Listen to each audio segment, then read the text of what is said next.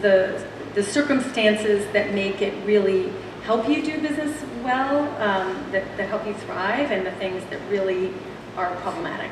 I mean, you've already talked about parking. I'm interested in what's similar and what's different from your different locations. If you can share what those locations are a little bit, that would be helpful. Well, yes, we have locations pretty much all over the Bay Area: Walnut Creek, Corte Madera, San Mateo, Mountain View, Cupertino, Santana Row, and San Jose.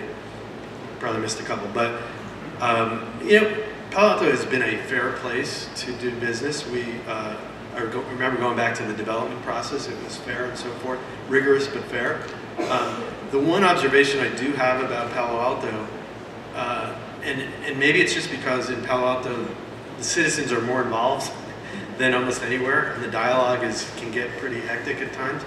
And there seems to be this residential versus business owner vibe that goes on all the time. And if you get on any of the forums and you start reading about it, and it's puzzling to me because my kids went to Palo. I have a business here, and to me it's obvious that it is again a symbiotic relationship. That the reason people like to be here is because of all the wonderful businesses, the restaurants, the retail, and yet the discussion always breaks down to that there's conflict, and more conflict than I understand. I don't know the reason for it. I think we need to be looking for ways to make it work for both constituencies.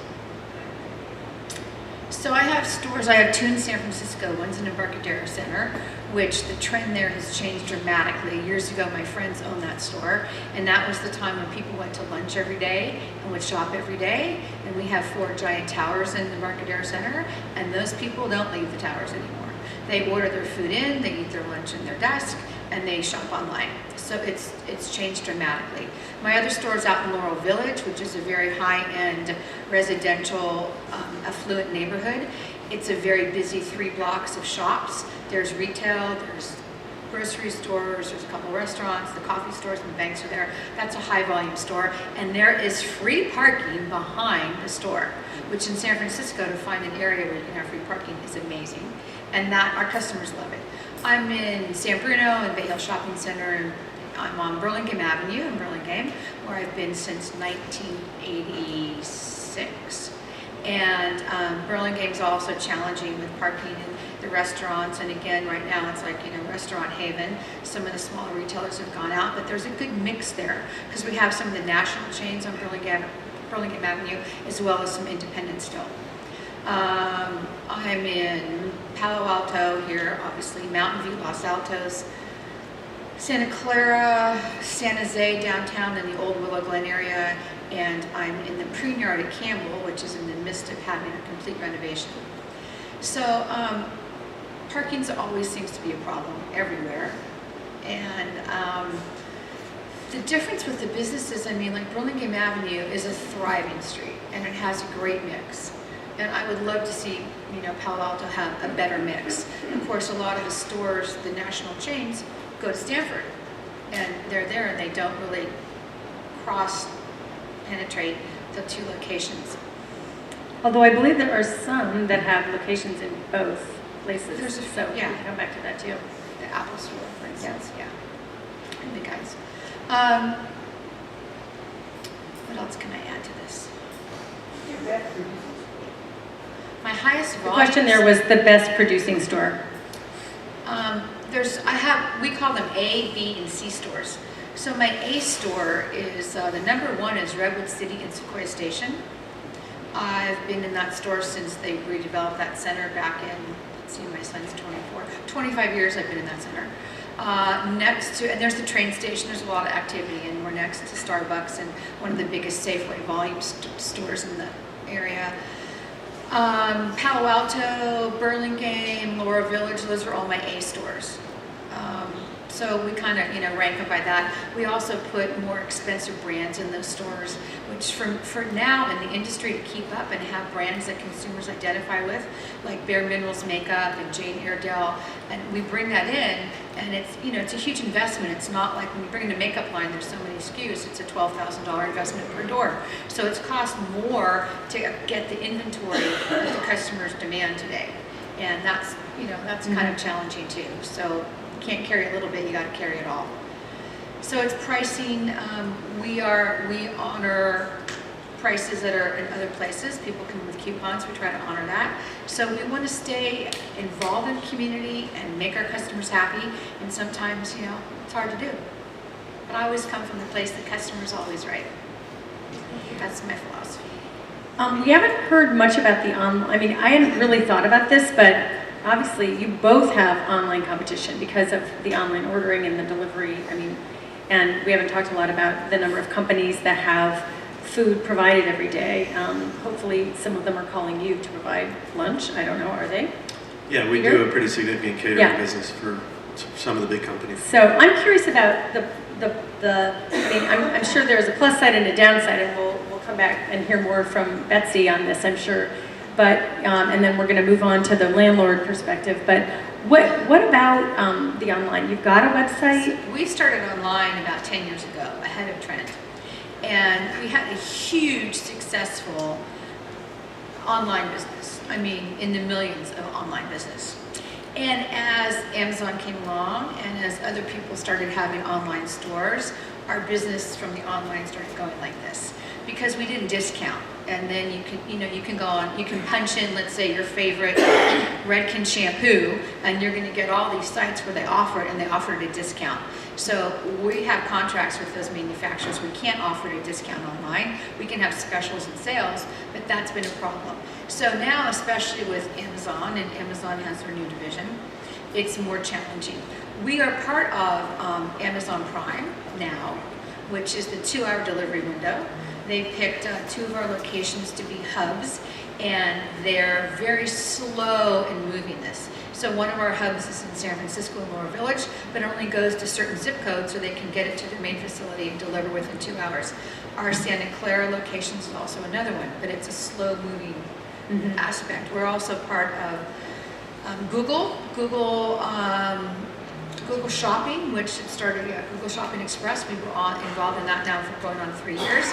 But again, they did it as, they could spend a fortune doing this as a model, and they spent a lot of money, and you could have deliveries. You could pick out for the same morning, you could call up and get your delivery in the afternoon and evening. Well, they cut that out, and then they only can offer next day delivery.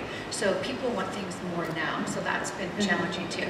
The thing about buying professional beauty products online with a lot of the websites out there, you're not always guaranteed that it's the real product. So in our industry, there's counterfeiting. There's products that's been shipped overseas that sits on docks here back in the US. They can have E. coli, they can be watered down. We have customers that buy something online, they want to bring it back to us to return it, and we look at it and we go, look at how watery, look at how this smells, and here's the real product. So there's also the buyer beware on dealing with things online, especially if you're buying something from eBay. That can be a challenge. I just learned something. Yeah. I haven't bought anything like that online, but I won't. So that's why it's important to shop at your local beauty store. Great. Anything quick, and then I want to move on to the landlord perspective. Peter, you've already spoken a little bit about kind of the competition for people eating out and deliveries and so on. Right. And we do have our own online ordering platform. You can go online and order directly from the counter. But online in the restaurant business is really catering to the younger clientele, and it's not about necessarily going online onto a browser to order. It's about a mobile platform. So what the trend is amongst millennials is they don't want to wait for anything. And so they'll order on their mobile phone and come in and pick it up. And a lot of them not even dining in the restaurant anymore. So there's all kinds of applications now where you can order ahead, come in, your food's ready, and so forth. But is that working for you? It complicates things because you can imagine you have 100 people in your dining They want it room, now. and now you have orders coming in, and it's whether it's from the mobile platform or from DoorDash. As an example, at our Cupertino restaurant just on last Tuesday, we had a full dining room, and then we got 5 DoorDash orders came in. One of them was 29 entrees right in the middle of the lunch, and all of a sudden, unplanned for, this all has to go into the line, and you obviously want to give priority to your dining room guests. So it's a complicated thing. We're working through it. Okay, good. I'm going to move on now. Thank you both. Super helpful. And we spent a little extra time there because we are talking about brick and mortality, and these are the people who are making that happen every day. It is clearly a tremendous amount of work and juggling act in so many ways. So thank you both. So let's move on to the landlord perspective here. So we've got John. Do you want to start? And Matt, do you want to start sort of setting the stage for what you see happening? You can start with downtown Palo Alto. Well, sure. I'm really happy to be here and be able to talk to everyone. I would say that if you ever have a question about something that's happening that I'm involved with, the door's always open. I think that there's been a lot of assumptions and kind of misinformation. Every time we have a retailer leave, there's a huge story about how they were kicked out. Most recently, we've been working with Palo Alto Sports Shop and Toy World, who wanted to retire, own their own building, decided to sell it. I saw a number of comments on Palo Alto online about how this retailer is getting kicked out. I mean, so it's a hard business doing retail leasing and management in downtown Palo Alto. About 90% of the calls that we get are from restaurants. One of the growing trends is fitness, but it's extremely hard when sometimes you have a building that has no infrastructure for restaurant and really doesn't have that opportunity. This building, by parking requirement that we're sitting in, is an example. 240 Hamilton, everyone asks me about that. It's right by City Hall. Why can't we get a tenant? It has no restaurant infrastructure. The owners don't want a restaurant and couldn't accommodate one if they wanted it. And we've had very few interested retailers for soft goods retail. Occasionally, the retailers that we're seeing that come in are often either have very high value merchandise, like good quality, high-end products. We love them. We do get some quirky ones where they're not really the same kind of profit motive, like what Lori would be doing. Like we did the Pace Art Gallery on Hamilton Avenue. They sell $500,000 pieces of art about once every 3 months. So it's a completely different business model, and we like that too. We think it adds to the town. It's like a museum. People can go in there. You don't need an appointment. But no, it's tough, and I really am serious that I would be happy to have coffee or talk with anyone, because I'm tired of reading the articles about how we kicked out these tenants. I mean, for a landlord to re-tenant a space is extremely expensive. I mean, a great example, right next to 7-Eleven, there was a laundromat. There were 3 laundromats in there in a row that all went out of business, went into default, didn't pay their rent.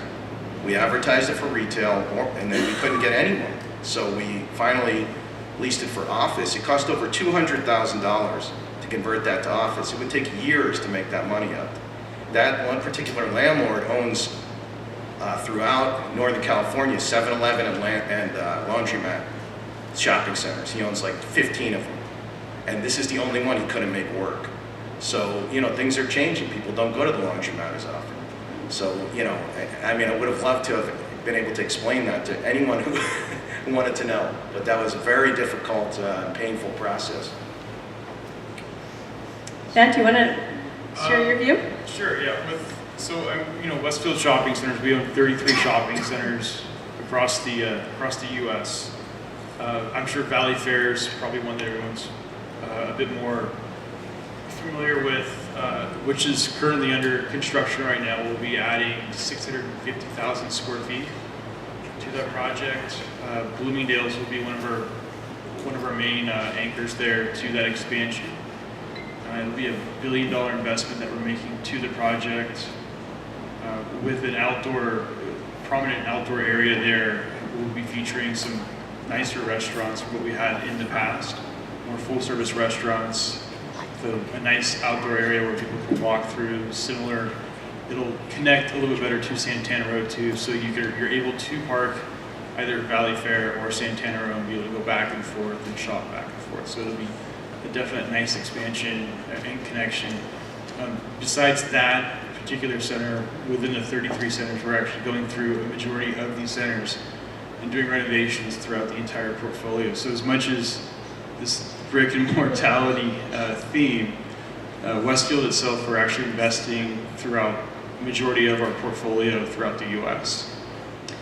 Could you talk, Matt, about kind of who's contacting you about space, who isn't, who's coming, who's leaving, just sort of those kind of patterns? Yeah, happy to. So more of the, I guess the growth categories, what we're seeing is what was spoken about earlier, but more of this entertainment, the home. So companies like Perch, restoration, you're seeing, I just visited a restoration mansion this past week, which is really about an 80,000 square foot restoration hardware. And it's really going it's a much different approach than what you would see at typical restoration hardware, where this one in particular was in Chicago. It was 6 stories with a full service restaurant built into the center of the actual store. It was absolutely gorgeous what they had done. And then you're able to walk floor by floor where they specialize in different types of furnishings from I think the second floor was children's, third floor was modern. It continued to go up to where you're on the top. It's mammoth. So you've got a lot of home related. It's all home related, and you go up to the top floor, and they're actually featuring all their patio furniture on the roof of the building.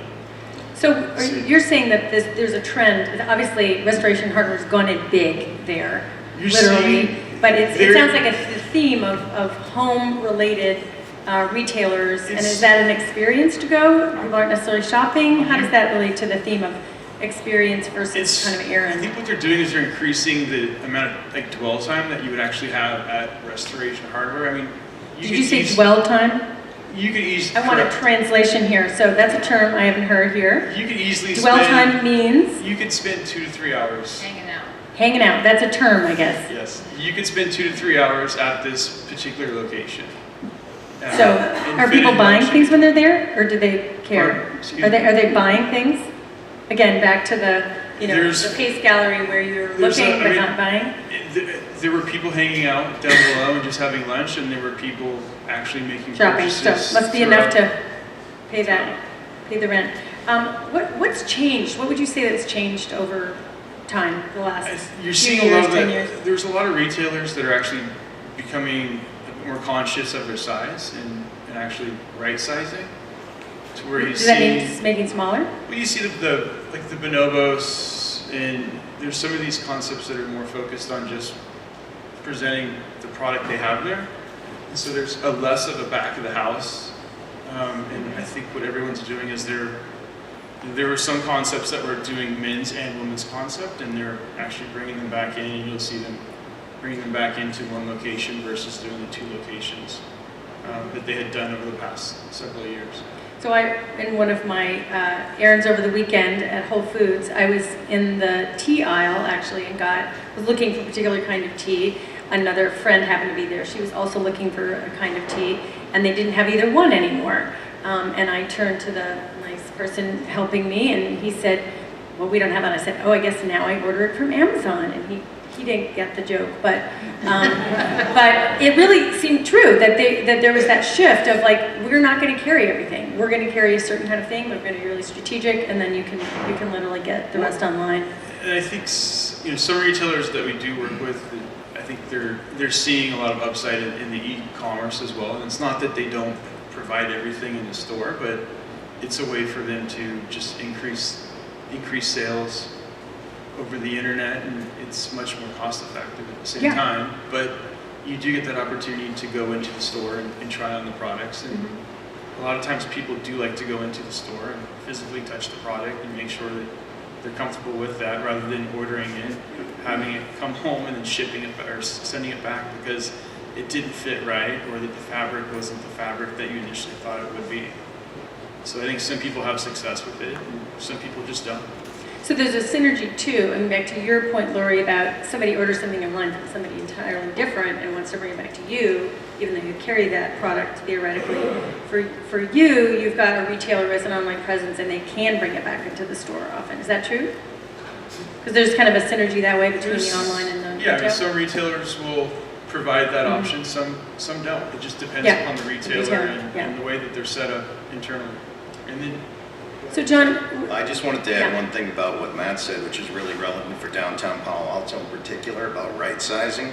An issue is most of the parcels in downtown Palo Alto are 50 by 100.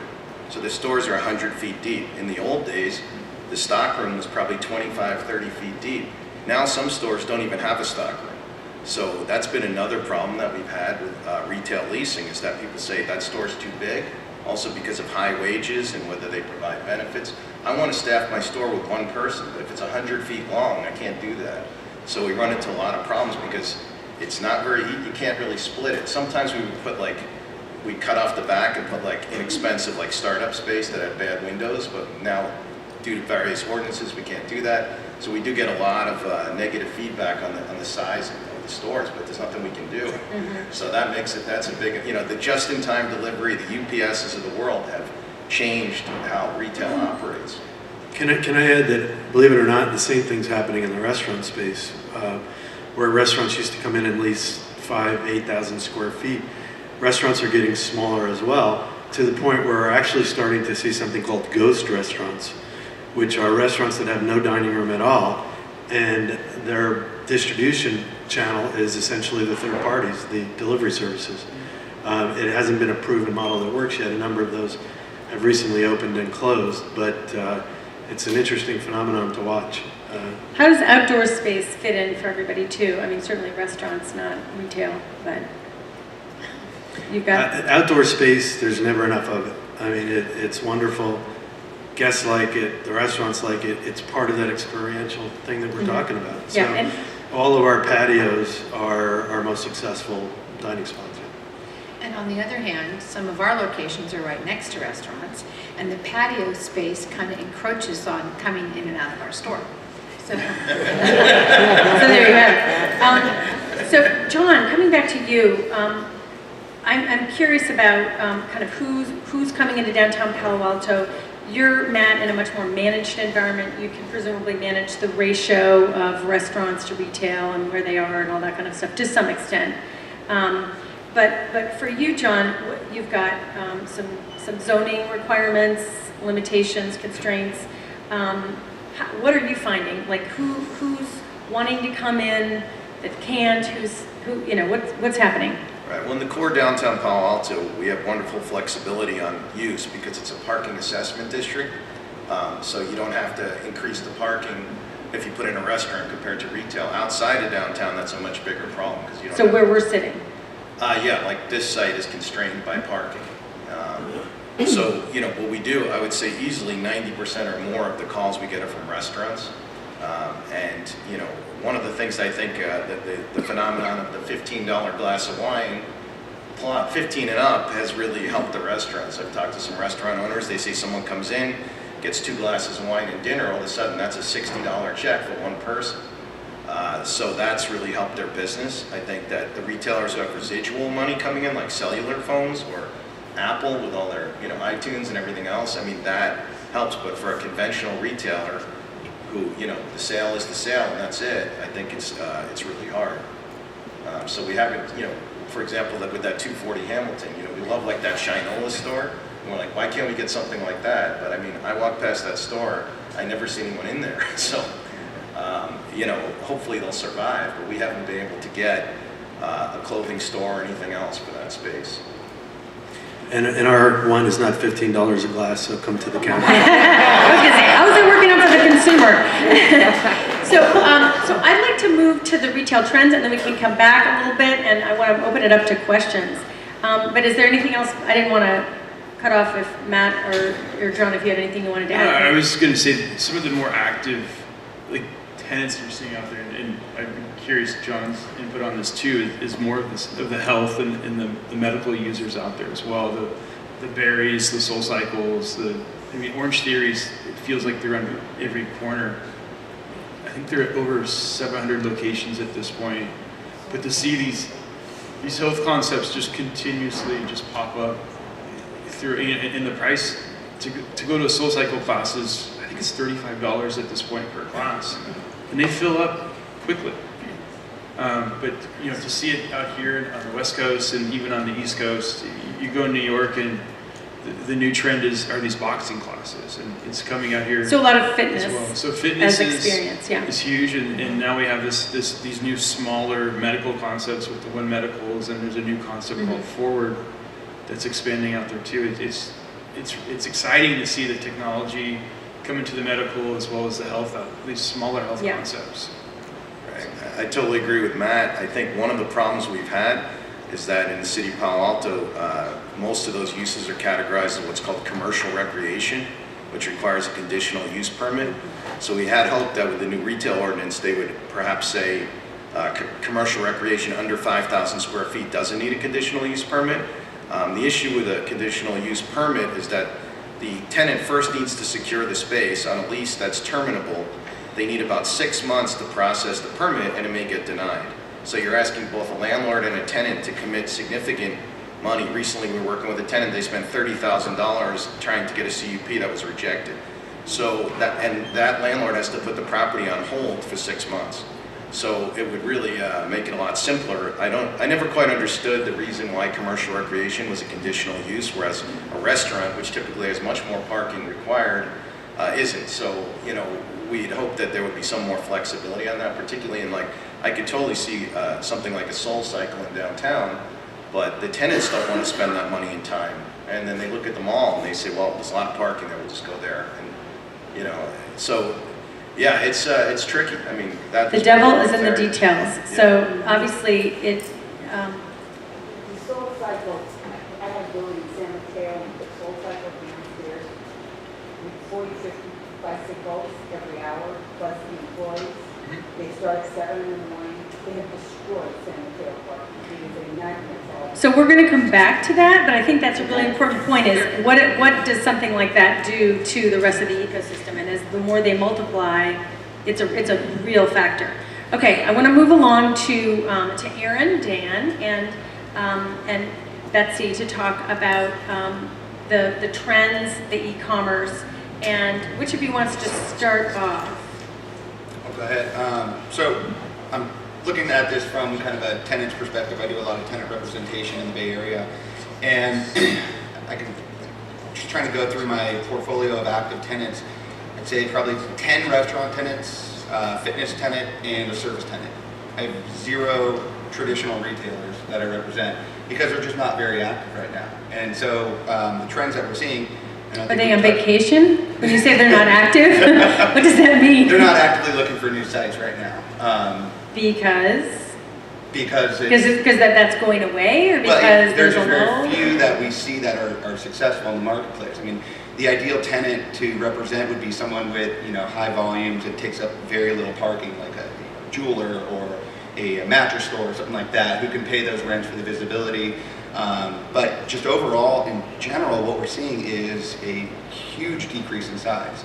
So for the restaurants as well. So Ilford Isle, who we represent, used to be at 6,500. They now have a new concept that is 3,500 square feet. Lemonade used to be looking for 3,000 square feet. Now they're looking at a grab-and-go concept.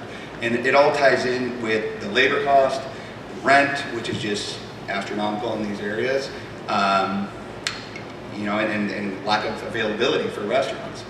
There's just a huge competition in the restaurant world, who can get this site. I mean, John, I'll ask you, when's the last time you saw a restaurant availability on University Avenue that wasn't a key money deal?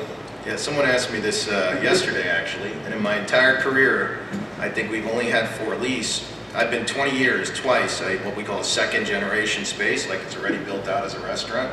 It's almost never. Restaurants buy other restaurants, and if you take a retail space and convert it, it's about a 1-year process. So you're looking at again, for a landlord to put a restaurant into a retail building, like if this building could become a restaurant, they're not going to open for a year at immense cost.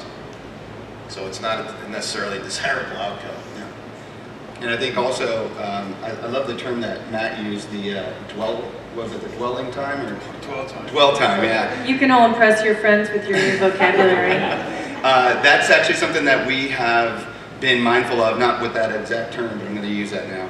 But when talking to landlords about, you know, hey, we're going to redevelop a project, not necessarily in Palo Alto, I'm just thinking Bay Area in general, how do we get people to stay for a long time? How do we, you know, create a sense of place, you know, create a park area, you know, market halls are very, you know, those are on the rise right now, you know, tons of options for food for different folks, and, you know, a daily driver like a grocery store, you know, just different ways of getting people on site. And we're hoping that that brings the retailers as well, but it's just not proven at this point on, you know, I think the lifestyle centers are the ones that can, you know, have those higher end retailers succeed there, because that's a lot of people don't want to just go into a retail shop and buy something online or whatever. They want to feel it, they want to try it on, and if you're going to be spending that kind of money, you can survive. But I'd say shopping centers they're struggling right now because people aren't, you know, traditionally putting those retail stores in. There's just not a market for it. Aaron, what about people that want to be, or companies that want to be in downtowns versus shopping centers? And secondarily, what about online? And this is something, Betsy, that I imagine you can speak to, is what about online retailers that want to have a physical presence, that reverse trend, like Warby Parker? And yeah, I mean, we see some of those, Warby Parker, Bonobos are good We've examples. got a Warby Parker in downtown here. Yeah, you know, of actually being in, you know, but those are, again, they're targeting the lifestyle centers, they're targeting the A+ shopping centers, the destination where people are going to dwell for a long time. So I think, yeah. I was going to say, believe it or not, Amazon just opened a bookstore at Santana Row. Yeah. And Broadway Plaza, I believe, as well, yeah. So yeah, another example of going from the online to retail. Well, you just said they want to be in the A+ shopping centers, and Warby Parker is in downtown Palo Alto. Is downtown Palo Alto considered an A+ shopping center? I would say a lifestyle center or a kind of high street retail where people are going to, like a downtown Palo Alto, Burlingame, those kind of things. Okay, Betsy, I'd love to get the online perspective and your vantage point on all this. You've been very patiently listening to a lot of brick and mortar folks talking about things. What about e-commerce, and what are you seeing? So, as Lisa said, I've been in e-commerce for 11 years, and what I do is help brands take their business to e-commerce, which is a different animal than brick and mortar, so it has a lot more complexities than someone would think. And so what I see, and I'll get to Amazon in a second, but there are two trends that I would like to share with you, and they may be obvious, but one was already referred to, which was Warby Parker, and I'm going to mention Dollar Shave Club too. So those two businesses came out as online businesses from a very specific need. With Warby Parker, to grad students that one broke his glasses, and because there is a major company called Luxottica that has a monopoly over eyeglasses, he couldn't afford to buy another $800 pair of glasses. So he started this company because there was a need. The same thing with Dollar Shave Club. I mean, how many times have you gone to a drugstore and you'd have to get someone to unlock the case? It was ridiculously expensive. We all need razors. And so Dollar Shave Club, again, came about because there was a very specific consumer need. So that's one of the trends I've really seen online. The other is, I'll give you a perspective from a brand, because as I said, I help brands go to e-commerce. And most of them, if not, well, I'd say 80% of the brands I work with are small brands and startups. If they were to approach the